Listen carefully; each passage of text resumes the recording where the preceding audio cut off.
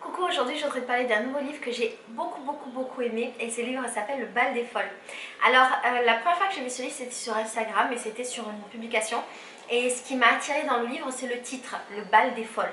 Je trouvais ce titre marrant, j'ai trouvé une image intéressante et donc j'ai été voir de quoi parlait le livre et c'est comme ça qu'il m'a attirée. C'est un livre qui parle de la condition des femmes dans le 19e siècle. Et l'histoire se passe à la Salpêtrière de Paris qui à l'époque était un hôpital psychiatrique pour les femmes.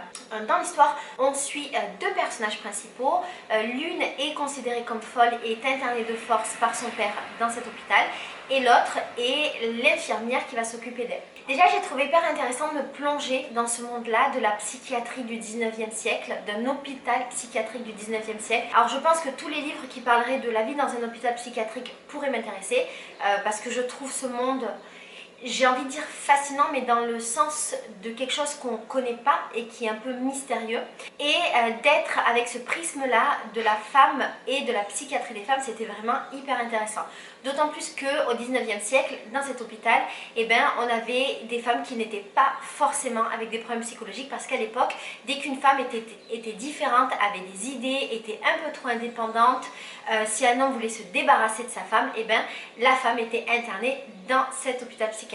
Du coup, c'est ce qui s'est passé avec l'héroïne du livre qui est considérée comme folle parce que c'est une personne qui peut voir les esprits et qui à un moment donné montre à sa grand-mère qu'elle peut voir l'esprit de son grand-père qui est mort, prouve à sa grand-mère en qui elle a confiance, qui est une autre femme, qu'elle est bien en train de parler avec l'esprit de son grand-père qui est mort, et la grand-mère la dénonce auprès de son père et la petite se fait interner.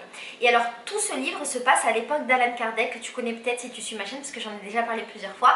Alan Kardec, en fait, c'est celui qui a inventé le spiritisme, et le spiritisme c'est le fait de communiquer avec les esprits. C'est pas le truc avec la table où tu as des lettres qui bougent, mais c'est la science des esprits. Et alors cette héroïne va aller dans cet hôpital psychiatrique où elle va rencontrer plein d'autres femmes et toutes les femmes qu'elle rencontre sont absolument hyper intéressantes parce qu'elles ont toute leur histoire et on se rend bien compte au fur et à mesure du livre que ces femmes-là ne sont absolument pas folles mais qu'elles sont toutes marquées par des histoires et par l'oppression des hommes et que finalement cet hôpital psychiatrique c'est l'endroit le plus sûr dans lequel elles puissent se retrouver. On pense par exemple à l'ancienne prostituée qui s'est retrouvée dans cet hôpital suite à la trahison de son mari qui était aussi son mac et de la jeune fille qui s'est retrouvée là parce qu'elle s'est fait violer plus jeune par son oncle et qu'elle a dénoncé. Ce qui va se passer dans l'histoire c'est que cette jeune fille va se lier malgré elle à l'infirmière qui s'occupe d'elle parce qu'elle va entrer en communication avec la sœur défunte de cette infirmière qui est hantée par la mort de sa sœur et qui a du mal à vivre dans ce monde sans elle. Et ce livre va s'articuler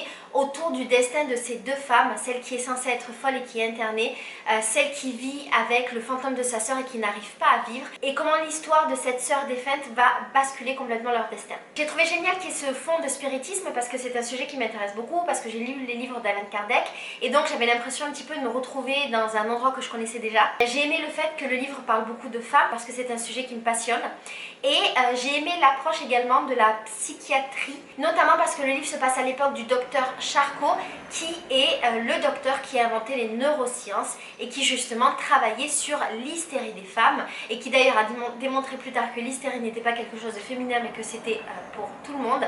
Et donc on se retrouve au milieu de cette époque où des expérimentations étaient faites sur les femmes avec une assemblée de jeunes médecins par ce fameux docteur Charcot.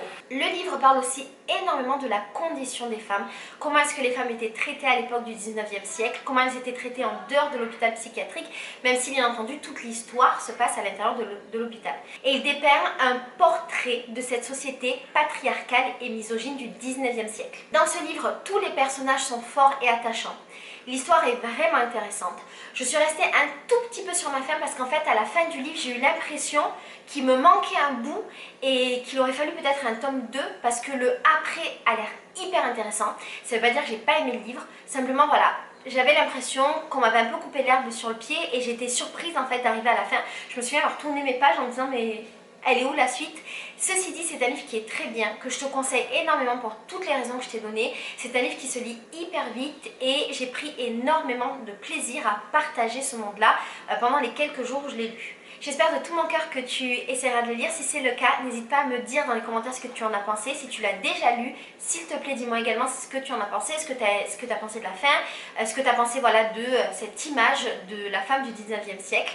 Je te fais des gros bisous et je te dis à bientôt pour un nouveau livre qui parlera de plein de choses et peut-être, sûrement, des femmes.